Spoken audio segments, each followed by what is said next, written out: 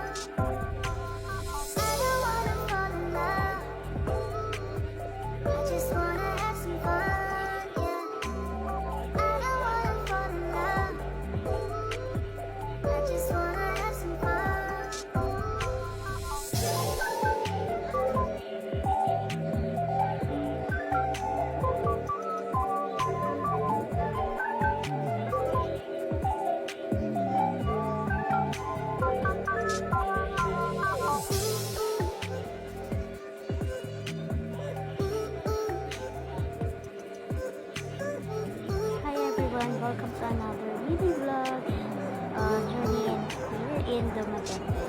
So this time we're going to share our journey going to this waterfalls na nakita nyo sa una ko ng video sa napakaganda at breathtaking na waterfalls. So kaya naman, tara! So from our staycation in Apple Beach Resort, that will be approximately 48 hours, 40 minutes. We'll stop over 1 hour.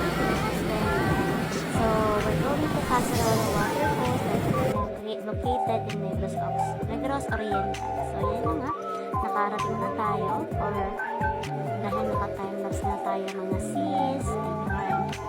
So before tayo dyan sa waterfalls, of course, we have like a fee na dapat bayaran, of course, dyan sa kay ate. So, like, we paid 150 pesos for the entrance and the environmental fee and with the tour guide na yun, guys. So, hindi na kailangan magbayad ng tour guides because it's all included. So, yan, may konting briefing lang si Kuya about how long natin lalakarin papunta sa waterfalls.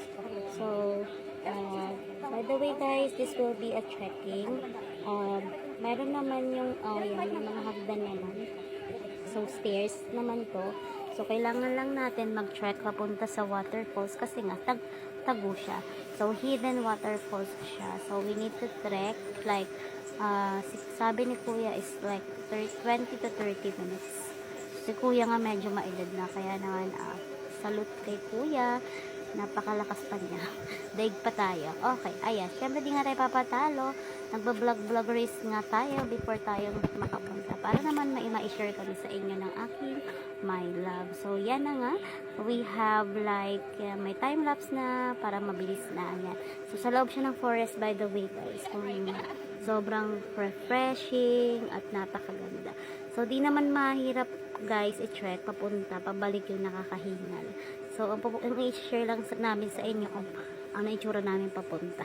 May mga kasabayan nga kami sa likod, kaya naman medyo kailangan natin bilisan guys. So, yan. Sabi din kuya kanina, meron tayong tatlong ilog na tatawirin, kakalabanin. Hindi naman siya malakas, pero sinabi lang din sa atin para aware tayo doon. So, by the way guys, we advise you to wear like swimming shoes, much better, para di madulas. Parang pagka sinelas, medyo mahirap kasi nga madulas, may mga lumot-lumot na yung ating mga stairs nila dyan kasi nga matagal na to. So, yan. So, nag-check pa nga kami, nag-checking pa rin kami. Yeah. Ayan nga yung tsura ng mga hagdan guys. So, lagi tayo, mag-iingat tayo kasi nga madulas na siya. So, slippery. So, ayan. So, yun na nga yung mga batis, batis, ilog. Ayan na nga. First ilog natin tatawirin with meron ng bridge. Ayan, yung first ilog. Hindi ko na-capture guys yung yung mga ng next ilog. Pero maliliit lang naman. Kailangan lang tawirin. May mga bato-bato lang. So, hindi nga tayo nakapag-shoot pa ganun kasi medyo mahirap yung challenge nga kaya. So, marami nang nahulog na cellphone. So, advice din guys na ilagay nyo sa waterproof bag ang inyong mga mahalagang gamit. Ayan na nga itsura guys. Diba napakaganda sa loob siya ng forest. Ayun. So, kaya naman, ang pang ini-expect natin sa tubig. So, yun na nga. So, medyo malapit na nga tayo dahil narinig na natin ang agos. Ang agos ng buhay. Ang agos ng waterfalls.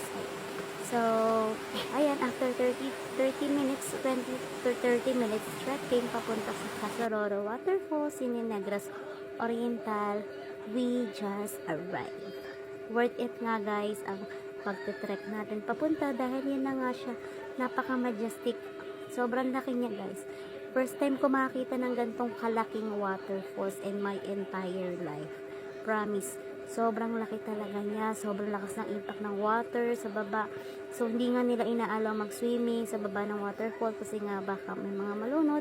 Pero pwede naman mag-swim after nitong waterfalls. I mean, sa harapan.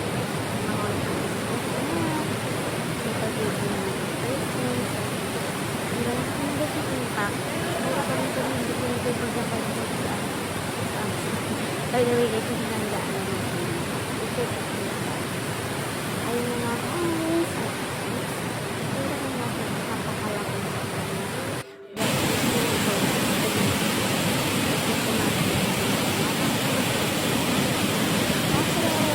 again, this is Casaroro Waterfalls located in Negros Oriental, and we have another we have selfie of my love. Medyo blur nga si Manong kumuha, but it's okay. Thankful pa rin kay kuya nag-tour sa atin, at another selfie nga from my love, and then yeah, siya ang photographer. And thank you guys, hope you like this video. Kung gusto nyo rin na-visit ang Casaroro Waterfalls, this is located in Negros Oriental, at may selfie nga siya, at another selfie from my booth. And thank you guys for watching. Hope you like this video. And by the way, kumain pala kami before kami umuwi. Siyempre nakakagutom mag-trek. Food is life, and then bye!